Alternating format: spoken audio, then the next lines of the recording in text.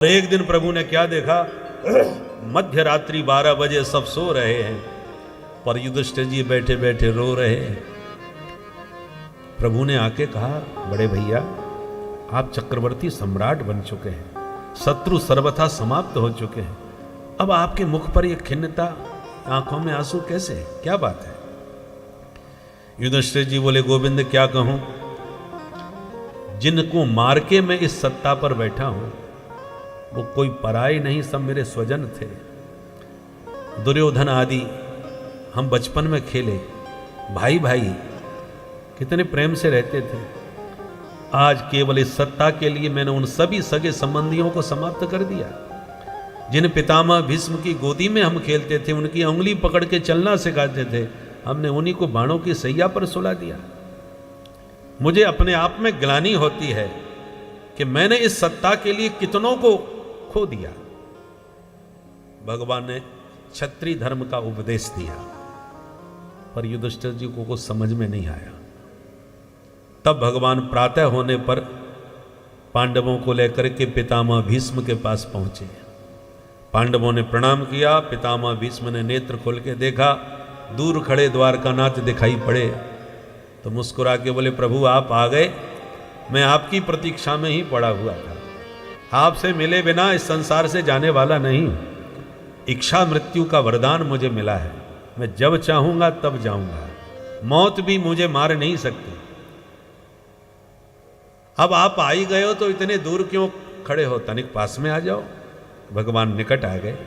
कहो दादाजी। बोले, प्रभु बस आपसे एक प्रार्थना है। कहो। बोले, सदैव देवो भगवान प्रतीक्षता कलेवरम यावदिदं हिनोम्यहं प्रसन्न हासा रुणलोचनो लसन् मुखाम्बुजो ध्यान पथश्चतुर्भुजः। हे गोविंद, बस एक ही प्रार्थना है कि जब तक इस शरीर को त्याग कर संसार से मैं विदा न हो जाऊं, तावत भगवान प्रतीक्षता, बस तब तक आप ऐसे खड़े खड़े प्रतीक्षा करना, मेरे जाने से पहले आप चले मत जाना। तो भगवान मुंह लटका के बोले, ठीक है दादाजी। मुंह क्यों लटका लिया? प्रभु ने सोचा इच्छा मृत्यु का तो वरदान है इन्हें, जब चाहेंगे तब जाएंगे, और जाने की इच्छा जल्दी से किसी के मन में होती ही नहीं। चाहे कितने भी कष्ट हों, संसार से जल्दी कोई जाना नहीं चाहता। दुखी मन से कभी कभी मुंह से भले ही निकल जाए कि ऐसी जिंदगी से तो मर जाना अच्छा। बहुत से लोग क्रोध में आवेश में बोल जाते हैं, पर चाहते कोई नहीं है मन से। एक बुढ़िया थी 90 साल की, ऐसी खतरनाक बहू घर में आई कि बुढ़िया बहुत काम करती थी, फिर भी बहू कोई ना कोई व्यंग बाण चलाती रहती थी कि बुढ़िया को खाने के लिए सुबह शाम दूध रोटी खूब चकाचक चाहिए, और काम के नाम पर सीख नहीं हिलाती। बुढ़िया को क्रोध आ गया, उसने पूरे घर की सफाई करी, ढेर सारा कूड़ा इकट्ठा किया, एक टोकरी में भरा। अब इतना कूड़ा निकल पड़ा कि टोकरी भर गई। अब डोकरी पर टोकरी न उठे, पूरी दम लगावे, उठाते न बने। तो बेचारी दुखी होकर सिर पकड़ के बैठ गई। बोली, हे भगवान, मेरे संगी साथी सब मर गए, मेरी तो यमराज भी नहीं सुन रहे, भगवान जाने मेरा कब समय आएगा। इतने में यमराज वहीं से निकल रहे थे, उन्होंने सुन लिया तो तुरंत आके सामने खड़े हो गए। कहो देवी, कैसे याद किया? वो देखती डर गई। कौन हो महाराज? बोले, हम हैं यमराज। आप यमराज हो तो यहाँ काय क्यों आए हो? बोले, आपने ही तो याद किया हमको, अभी कह रही थी ना आप, तो मुझे मेरा नाम तुमने लिया तो मैं आ गया। बोलो बताओ क्या चाहती हो? बुढ़िया घबरा गई, हाथ जोड़ के बोले, महाराज मुँह कछू ना चाहिए, अब आप आए गए हो तो या टोकरी है मेरे सिर पर उठाए दो, और जहाँ मर्जी पड़े तहाँ जाओ। बुढ़िया की 1 मिनट में भाषा पूरी बदल गई। तो भैया, मौत की बात कोई कितना भी करे, पर मरना ईमानदारी से कोई नहीं चाहता। तो भगवान को लगा कि यदि बाबा ने 2-4 महीने के लिए कार्यक्रम कैंसिल कर दिया कि अभी जाने का मन नहीं है, तो हम कब तक ड्यूटी देते रहेंगे सामने हाथ जोड़ के। इसलिए भगवान बोले, ठीक है दादाजी, पितामह भीष्म ने तुरंत टोका, बोले सुनो सुनो, ये मुंह लटका हुआ हमको नहीं देखना। तो प्रसन्न हासारुण लोचनोल्लसन मुखाम्बुजो ध्यान पतश्चतुर्भुज। योगींद्र मुनीन्द्र जिस मुस्कुराती हुई छवि का ध्यान में दर्शन करते हैं, ऐसी आप मुस्कुराते रहो, परेशान मत होइए सरकार, ज़्यादा आपसे प्रतीक्षा नहीं कर पाऊंगा। तो भगवान को हंसी आ गई और माधव की मुस्कान देखते ही पितामह भीष्म के शरीर की सारी पीड़ा शांत हो गई। और फिर युधिष्ठिर जी प्रश्न करने लगे, पितामह भीष्म जवाब देने लगे। इसी को महाभारत में भीष्म गीता कहा गया है। 6 अध्यायों में, जैसे भगवद गीता अर्जुन के विषाद योग से भगवद गीता प्रकट हुई और युद्ध के विराम में युधिष्ठिर जी के विषाद योग से भीष्म गीता प्रकट हुई, जिसमें दान धर्म, राज धर्म, मोक्ष धर्म, स्त्री धर्म, सनातन धर्म के सारे मर्म बहुत विस्तार से पितामह भीष्म ने युधिष्ठिर जी को समझाए। तब उनका शोक शांत हुआ और सभी धर्मों का सार एक सूत्र में भीष्म पितामह ने दिया। श्रूयताम धर्म सर्वस्व श्रुत्वा चैवावधार्यताम। पितामह भीष्म कहते हैं सबका सार एक शब्द में सुना रहा हूं, केवल सुनो मत, धारण भी करो। श्रुत्वा चैवावधार्यताम, सुनो, समझो और हृदय में धारण करो। वो सार क्या है? आत्मनः प्रतिकूलानि परेशान न समाचरे। जो व्यवहार आपकी आत्मा को प्रतिकूल लगा, माने पसंद नहीं आया, बस वही व्यवहार आप दूसरों से करना छोड़ दीजिए, क्योंकि सबकी आत्मा एक है। जो आपको अच्छा लगता है वो सबको अच्छा लगता है, जो आपको बुरा लगता है वो सबको बुरा लगता है। तो जो आपको बुरा लगा आप दूसरों के साथ वो बुराई न करें। शब्द तो छोटा सा है, पर ये बड़ा यदि ये सूत्र सबके हृदय में उतर जाए तो ये धरती स्वर्ग बन जाए। बोलो राधे राधे। जब हम किसी को ठगते हैं तो अपनी कमाई समझ करके प्रसन्न होते हैं, और जब हम ठगे जाते हैं तो 4 दिन तक उसे गाली देते हैं, उसने हमको ठग लिया। तो जब आप ठगे जाने पर बुरा मानते हैं तो आप भी दूसरों को मत ठगिए भाई। आपको कोई गाली दे, कितना बुरा लगता है, तो आप भी किसी को गाली मत दीजिए। आत्मनः प्रतिकूलानि, सबकी आत्मा एक है। तो आपकी आत्मा को जो प्रतिकूल लगा, परेशान न समाचरे, आप दूसरों के साथ वह व्यवहार करना छोड़ दीजिए। बस ये बात सबको समझ में आए तो सारा धर्म आपके जीवन में उतर जाए। उपदेश को सुन करके युधिष्ठिर जी का शोक तो दूर हो गया। पितामह भीष्म को लगा अब हमको भी चलना चाहिए, प्रभु से ज़्यादा प्रतीक्षा कराना ठीक नहीं, पर जाने से पहले प्रभु के चरणों में कुछ पुष्पांजलि तो चढ़ाऊं। अब पुष्प तोड़ने कहाँ जाऊं, बाणों की सैया पर लेटा हूं। इसलिए पितामह भीष्म ने पुष्पताग्रा छंद को चुना। इस छंद का नाम है पुष्पताग्रा, जिस छंद में स्तुति गाई और शब्द सुमन स्तुति के माध्यम से भगवान के चरणों में पितामह भीष्म ने समर्पित किए। बहुत प्यारी स्तुति है पितामह भीष्म की, ध्यान से सुनिए।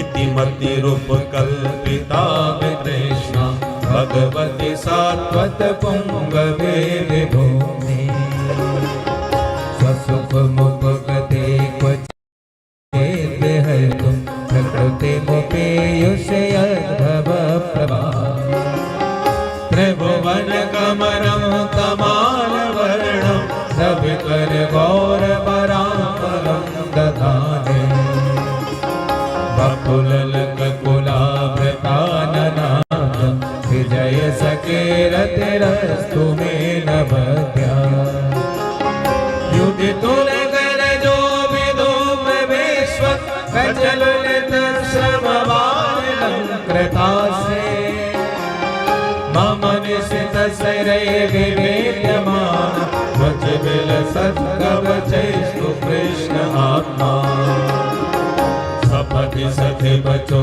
निशम्ब मध्ये निज परयोर्बलयोरतं निवेश्य स्थितवति परिसैनिकायुरक्षणा धन्यवति पार्थ सखेरतिर्ममास्तु गवहित प्रतनामुखं निरीक्ष्य स्वजनवदात्मकस्य दोषबोध्या